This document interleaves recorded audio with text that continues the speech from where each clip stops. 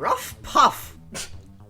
Thwart the attacking aquatic creature by extending your spines. Precise timing is needed. Press A to extend. And here we see Dr. Crygor expanding into biology. So here the game is you control the pufferfish and that little... I don't know what that fish is. Some kind of angry, bitey, like, mini shark? It kind of looks like a miniature shark. It comes at you, and you need to push the button to expand out the spines at the proper time so that the shark gets poked and goes away and doesn't bite you. So, you may have already seen that, so on level 1, you're off to the side, which lets you have, like, the most time to see the shark coming. Mm-hmm. On level 2, you're in the center, so you have, less time to see the thing coming. And on level 3, it will fake you out, potentially. Like there, it comes and then goes away, and then it comes again. Mm-hmm. So, there's like 2 that come at you, yeah. Yeah, and you also may have seen earlier that if you extend them out too early, it will just stop and not approach while the spines are out. And then as soon as they retract, it'll come in and bite. Because there's like a cooldown. Yeah. So you do in fact need to get it at the right time, and you can't just mash. Like that. Aww. So this one, a little bit tricky. But, and especially, the timing gets pretty tight as it gets faster. But the reality of the situation is that only the best survive the wilderness. Yep, that's... Only the most well-adapted to their environment. If you are maladapted, you will get bitten and cry. That is why I have cybernetics. Hardcore. I get it. Use your mandibles to eat this apple. I demand you hurry. This is yet another mash-A game. You mash A to eat an apple floating in the sky instead of a banana floating in the sky.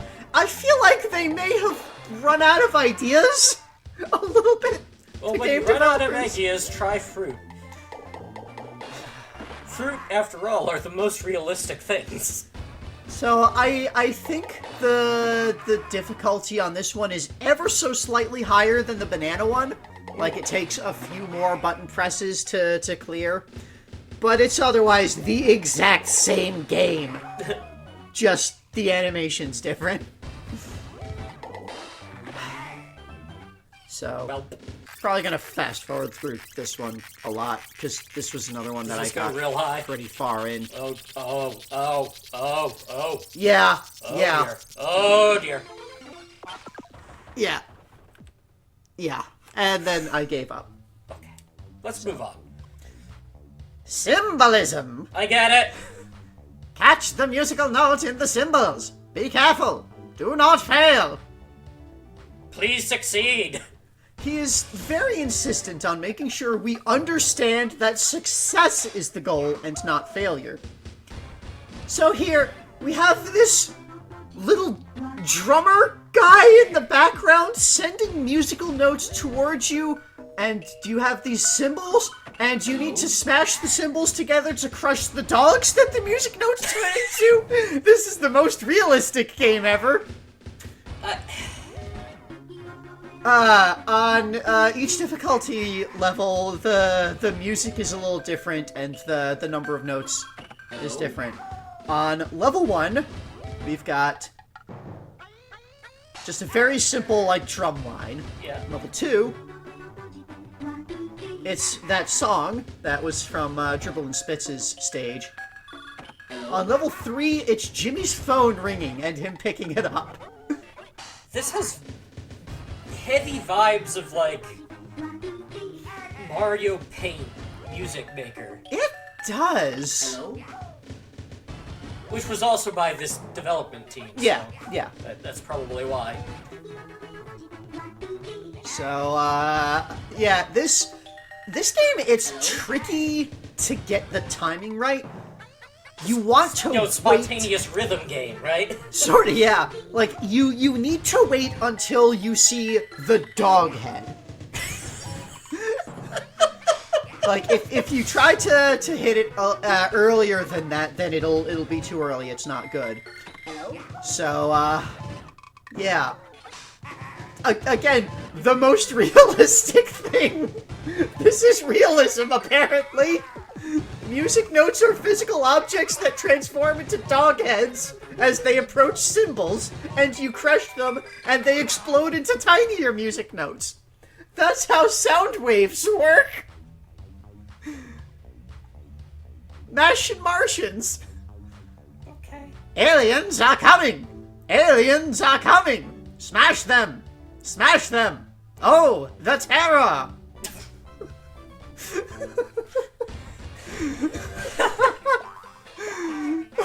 I love the way that Dr. Crygor speaks. It's so well written! Wow! So anyway, this game, Mashin Martians, you have these 4 claymation Martian things, and you've got the hammer. You push the D-pad in the direction that the Martian pops out. You'll have one of the Martian pops out, and you hit that direction to smash it with the hammer, and then another one will pop out, and you hit that one with the hammer, and you hit all of the ones that you need to clear the stage. On level 1, you need to smash 2. On level 2, you smash 3. On level 3, you smash all 4. A new one will not pop out until you have smashed the one that is currently out. There will only ever be the one out at a time. You don't lose automatically if you hit the wrong area, but it does cost you some time for the animation of the hammer to go to that spot and come back. Right. So you can't just, like, sit there and mash. So that's certainly death on higher speeds. Yeah, on the level 3 difficulty, I think you can afford to make one mistake if you're not on high speed. So, that's this game. This is one of the better of the games. It's tricky, but it's also different. And I really like the claymation ones. You know, Martians are pretty realistic. I mean, aliens exist. We determined that pretty definitively when we were talking about Orbulon and the other handful of aliens that exist. Dr. Crygor knows that aliens exist. They are real. Maybe he has seen actual Martians. Who knows? Body block. Impede the watermelon's progress with your body. Attempt not to fail completely. Do not be a complete failure. So here, you are controlling a person who is laying on their back floating, and you need to, it's like Breakout. You're stopping the watermelon from falling through to the bottom. Your difficulty level is the size of your person. On level 1, you have this tall businessman with his arms outstretched, and naturally they wiggle when the watermelon hits them. On level 2, you have this shorter man, and on level 3, you have this short lady. So, another very realistic situation.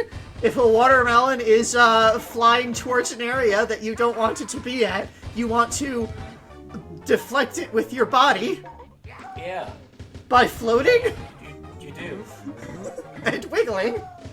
Wiggle. It is very realistic for you to wiggle in response to a watermelon hitting you. And much like real life, things are harder when you are shorter. In this game, you may have seen already a little earlier, you only fail when the watermelon actually exits the stage at the bottom. So, like, if it's about to leave the stage, but hasn't quite yet, then it's still a success. And yeah, each of the people has, like, a different animation when they miss it.